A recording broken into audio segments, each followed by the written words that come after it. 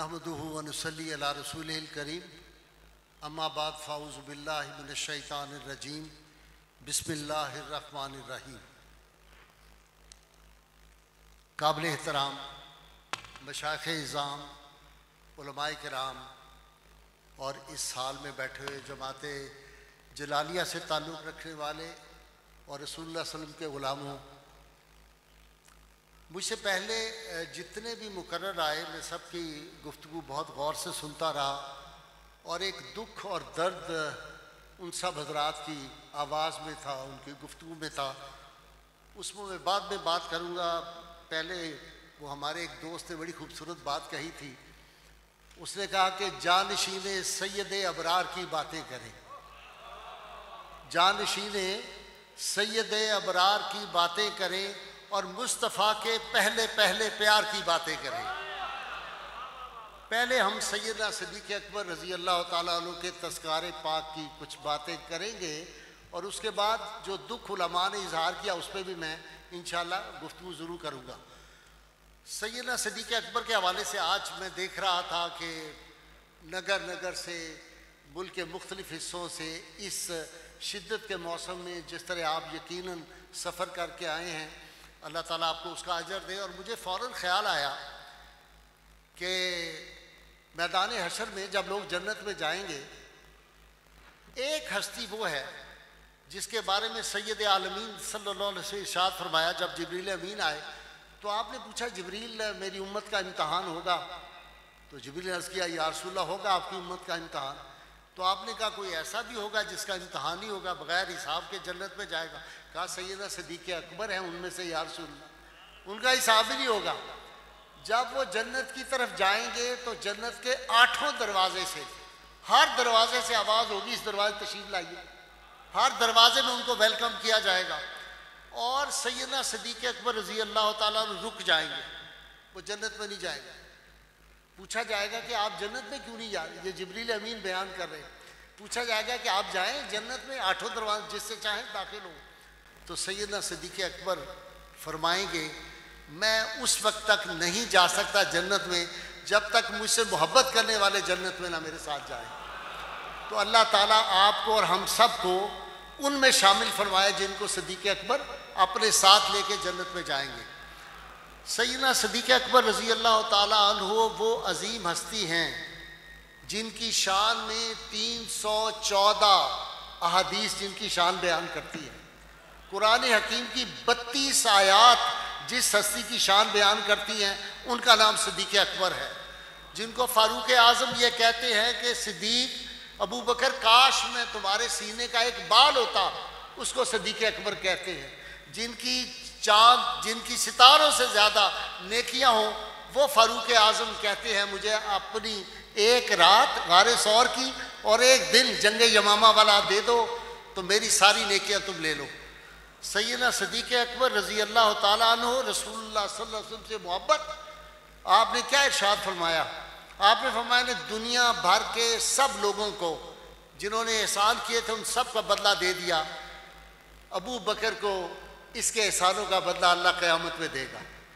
सैयदना सिद्दीक़ अकबर इस उम्मत के मोहसिन हैं। अबू हुरैरा रज़ी अल्लाह ताला फरमाते थे अगर अबू बकर ना होते ये दीन तबाह हो जाता। जिस वक्त इस उम्मत की डोलती हुई कश्ती को सैयदना सिद्दीक़ अकबर रज़ी अल्लाह ताला अन्हु ने सहारा दिया, उस वक्त आपको पता है हालात कैसे थे? सैयदना फ़ारूक आज़म कितने समझदार, सैयदना अली मुर्तज़ा शेर खुदा की हिकमत दानिश, सारे सहाबा का मशवरा ये था कि ये उसामा वाला लश्कर नहीं भेजना चाहिए। इस वक्त हम मानीन ज़कात जिन्होंने इनकार किया उनसे नहीं लड़ना चाहिए।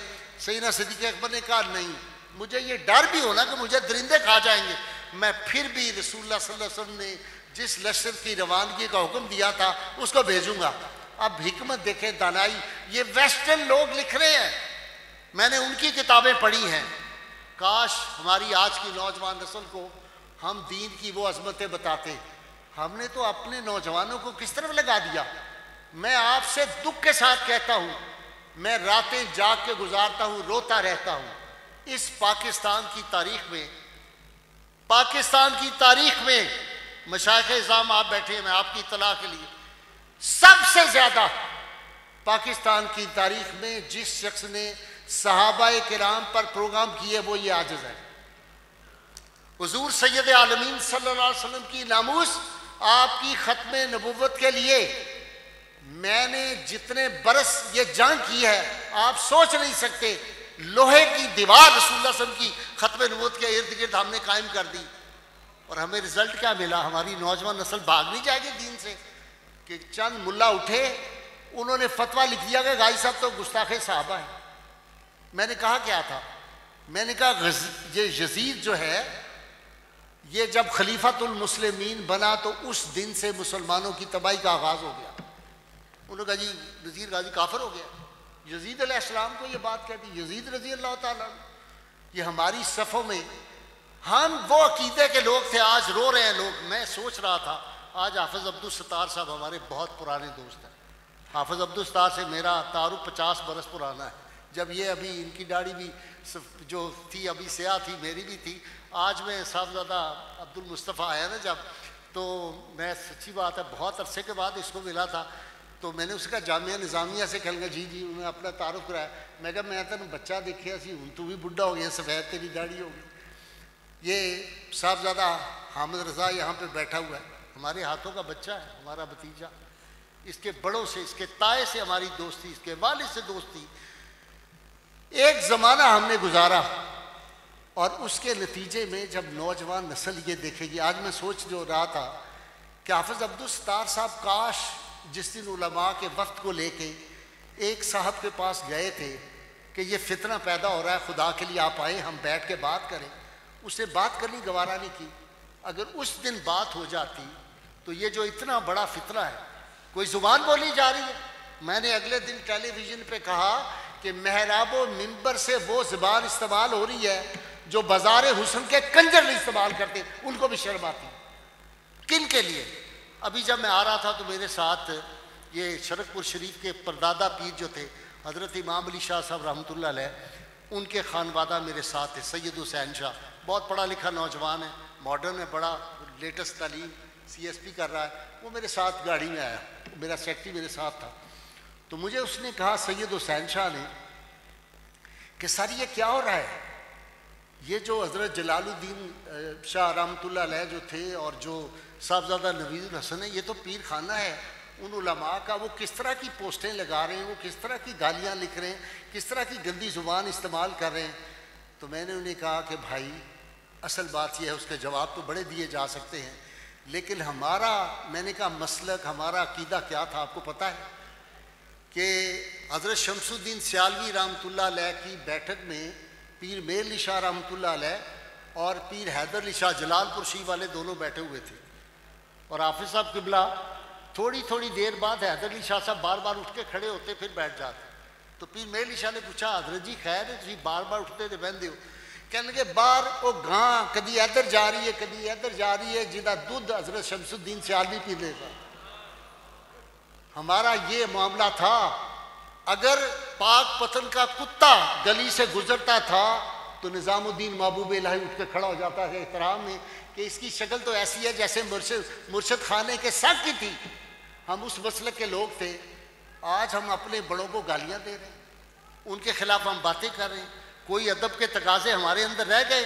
नौजवान नस्ल, मैं जाता हूँ यूनिवर्सिटियों कॉलेजों में, लोग मुझे सवाल करते हैं ये बहस मुझे बताइए, ये मासूम अनिल ख़ता, महफूज अनिल ख़ता, ये टर्मिनोलॉजी वो थी कि हाफिज़ अब्दुल सत्तार बैठता और अपने मदरसे में पढ़ाता उन लोगों को जो दरसे निज़ामी के लोग थे।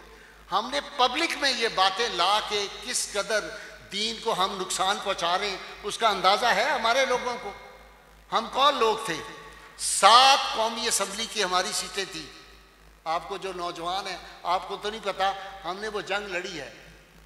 हमने ख़त्म नबूवत की 74 की तारीख जो है अगली सफ़ों में लड़ी है। हाफिज़ अब्दुल सत्तार बैठा हुआ है, इनको पता है कि किस तरह हम फायरी तकरीरें करते थे मुल्क के कोने कोने में जाके। शाह दुरानी, अब्दुल सत्तार न्याजी, हमारे बड़े क्या थे। मुफ्ती अब्दुल कयूम हज़ारवी, जब कोई मसला होता था सबसे पहले मुझे और अहमद अली कसूरी को बुलाते थे मशवरे के लिए। मुफ्ती मोहम्मद हुसैन नईमी रहमतुल्लाह अलैह, कोई मसला होता सबसे पहले मुझे फ़ोन आता था। अल्लामा महमूद नज़वी फ़ौरन मुझे बुलाते थे, हमसे मशवरा करते थे। उनकी औलादें जो है वो हमें गालियाँ देती, उन्होंने कभी अदब से हमारा नाम नहीं लिया। हम कहाँ गिर रहे हैं? ये लम्हा फिक्रिया है। मैं चाहूँ तो किसी भी जो मुल्ला गालियाँ देते हैं उनसे बढ़ के गाली दे सकता हूँ, उनसे ज़्यादा सख्त बातें कह सकता हूँ, लेकिन किसको कहें? मैं लोगों से कहता हूँ ये हमारे अपने लोग हैं, हमारे बिदके हुए बच्चे हैं, हमारे बिगड़े हुए बच्चे हैं। अपने घर से माँ बाप का काम है, उनको निकाल नहीं देते। मैं आज बारे दिगर हाफ़िज़ अब्दुल सत्तार साहब शरकुल शीफ के यहाँ पे सयादा नशीन बैठे, जितने मशाइख हैं, मैं आपसे आज फिर दर्द दिल से कहता हूँ, मेरी तो कोई जमात नहीं है, ये जहन में रख लीजिए, मेरी कोई जमात नहीं है। मैं किसी जगह भी जुमा नहीं पढ़ाता कि मुझे कोई कहेगा आपको मस्जिद से हम छुट्टी दे देंगे। मैं ये गुजारिश कर रहा हूँ आपकी खिदमत में, एक दफ़ा फिर एक अटैम्प्ट, एक कोशिश कर लें, कुछ बड़ों को लें, शायद उन लोगों को शर्म आ जाए, और दुआ करके जाएं घर से कि अल्लाह ताला इनको राह हिदायत दे दे। हमारी सफ़ों में कभी ये सोच सकते थे कि अहले बैत अतार की हम खामियां तलाश करेंगे? सैयदा फातिमा सलामुल्लाह का नाम आए तो हमारी गर्दन अदब से झुक जाती थी।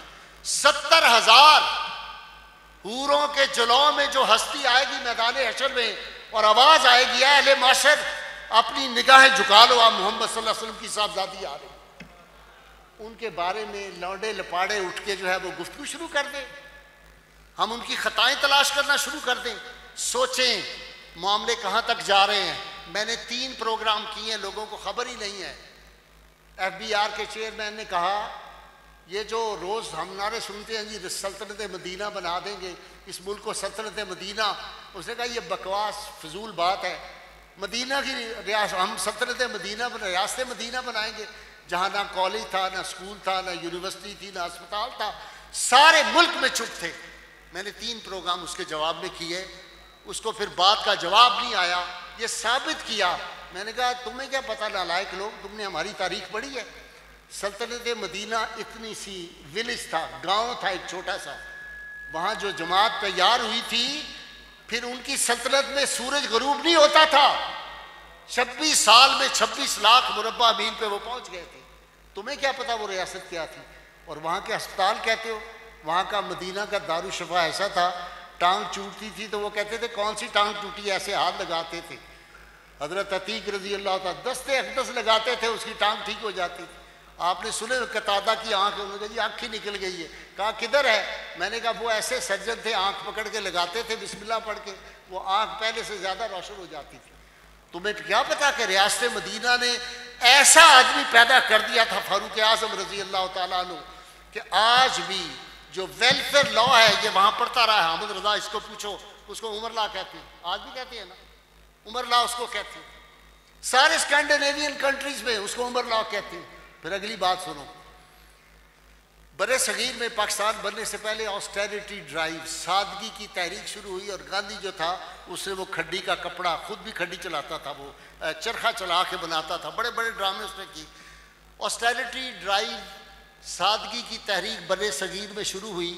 गांधी तकरीर करने के लिए आया, यंग इंडिया कॉन्फ्रेंस नौजवानों की थी, सारे हिंदुस्तान से जो हिंदू लोग थे और जो कांग्रेस के लोग थे वो सारे पहुंचे हुए थे। क्या कहा आके, खड़ा हो गया, कुछ देर हैरत में मुब्तला रहा, खामोश करके तो शर्मिंदगी चेहरे पे थी, एकदम ओपनिंग दी। कहता है कि I am not gentleman, I am not going to mention the names of Rama and Krishna, perhaps they were not historical personalities. नौजवानों, मैं तुम्हारे सामने रामा और कृष्णा का नाम नहीं ले रहा, शायद वो तो तारीखी शख्सियात थी नहीं, ऐसे हवाई थी, तस्वुराती शख्सियात थी, but I am compelled to mention the name of Abu Bakr and Umar, though they were masters of vast empires but they lived a life of power. कहता है मैं मजबूर हूं कि तुम्हारे सामने अबू बकर और उमर की मिसाल दूं कि वो इतनी बड़ी सल्तनत के हुक्मरान थे लेकिन जिंदगी एक फ़कीर की गुजारी थी। सैयदना अबू बकर रजी अल्लाह ताला ने जो वरासत छोड़ी थी, जब वो जाके सैयदना उमर को बताया कि ये एक ऊँटनी है, ये चंद दिरहम है, जब उनके पास गया और ये खादिम है तो रो पड़े। कहा इतनी मुश्किल आने वालों के लिए पैदा कर दी। सदीक़ अकबर रजी अल्लाह ताला उनको तनख्वाह मुकर्रर होने लगी है। वो कहते हैं कि मजदूर की, जो एक मजदूर की सबसे कम तनख्वाह रियासत मदीना में अब वो सरबराह ममलकत की होगी। आज सरबराह मुमलकत हमारे कैसे हैं कि वो ज़लज़ले से लोग बर्बाद हो रहे हैं, कशकोल हम लेके दुनिया में मांग रहे हैं। और आज सुबह मैंने बताया है 165 मर्सिडीज बड़ी गाड़ियां बरामद कर रहे हैं अफसरान और जो वज़रा है उनके लिए, कशकोल मांग रहे हैं। आज हम कहाँ पहुँच गए हैं, भूख है, नंग है, और लोग जो है वो इस्लाम से भाग रहे हैं। एक किताब पढ़े जो नौजवान यहाँ बैठे हुए हैं, जो अमेरिकन नौ मुस्लिम है, जेफर लैंग, उसने किताब लिखी है इवन द एंजल्स आस्क, हत्ता के फरिश्ते भी पूछते हैं। उसने आखिरी किताब लिखी है लूजिंग माई रिलीजन, मेरा दीन जा रहा है, बचा लो। उन्हें लिखा मेरी बेटी मुझे कहती है, ये तकरीरें सुन सुन के ये जो उलमा आपस में लोगों को लड़ा रहे हैं, वो कहती है कि हम दोबारा ना ईसाई बन जाए। मैं क्या आपको सुनाऊं, ये हमारे दुख हैं। हम यूनिवर्सिटियों कॉलेजों में मॉडर्न नस्ल के पास जाते हैं और यहाँ क्या बहस सुबह से शाम शुरू हो रही है, यानी कॉन्फ्रेंस करके लोगों का वक्त ज़ाया हो रहा है और कहा जा रहा है कि ये देखो कितने लोग बैठे हुए हैं, एक कॉन्फ्रेंस 11 को होगी और वो सैयदना सिद्दीक़ अकबर के नाम पे धोखा होगा, और कैसी कैसी वाहियात बातें लिखी जा रही हैं।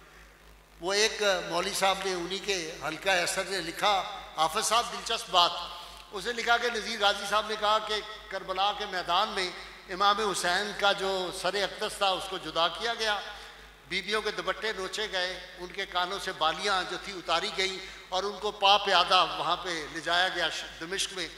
तो उसने कहा कि ये गुस्ताख़ रसूल है, इस तरह का तो वाक़ई कोई नहीं हुआ, सिरे से वाक़या नहीं हुआ। और बड़ा नाम के साथ अलामा फामा क्या लिखा हुआ था।